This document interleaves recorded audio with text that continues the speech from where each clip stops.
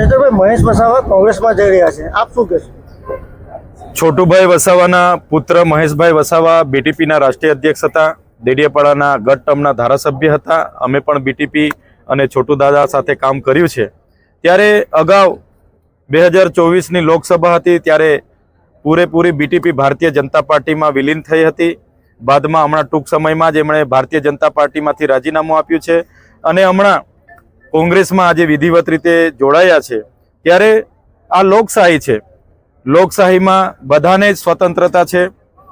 મહેશભાઈ પણ લોકશાહીના ઢબે એમને મળેલા અધિકારો પ્રમાણે ભાજપમાંથી રાજીનામું આપીને કોંગ્રેસમાં જોડાયા છે. એમની કદાચ ઈચ્છા હશે આવનારા દિવસોમાં ડેડિયાપાડા લડવાની, તો એમની પાર્ટીમાં ડેડિયાપાડાથી પણ વિધાનસભા લડી શકે છે. જનતા જનાર્દનનો આદેશ એ સર્વાનુમતે હોય છે, સર્વોપરી હોય છે.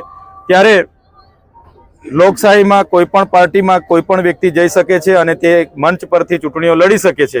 ત્યારે આજે અમે પણ સમાચારમાં જોયું છે, તો મહેશભાઈની એ વિચારધારા હશે એવું અમને લાગે છે. અને મહેશભાઈને કદાચ છોટુભાઈ વસાવાએ જ પ્રેરણા આપી હશે કે તમારે હવે બીટીપી કદાચ વધારે ચાલે એવું નથી, તો તમે કોંગ્રેસમાં જોડાઈ જાઓ અને કોંગ્રેસમાં રહીને તમારી કારકિર્દી બનાવો, એવું છોટુ દાદાએ જ એમને જણાવ્યું હશે એવું મને લાગે છે.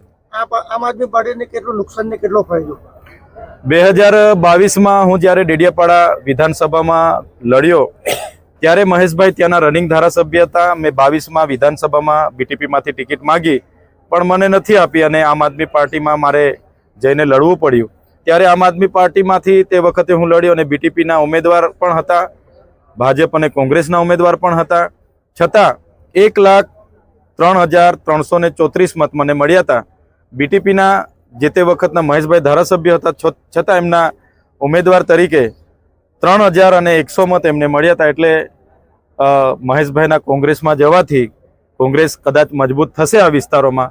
પણ અમે જે પ્રકારે ચાલીએ છીએ લોકોને સાથે લઈને, તો મને લાગે છે કે એટલું જ વધુ નુકસાન આમ આદમી પાર્ટીને નહીં થશે. પણ કદાચ એમની આગલી રાજનીતિ વિચારીને કોંગ્રેસમાં જોડાયા હશે એવું હું માનું છું.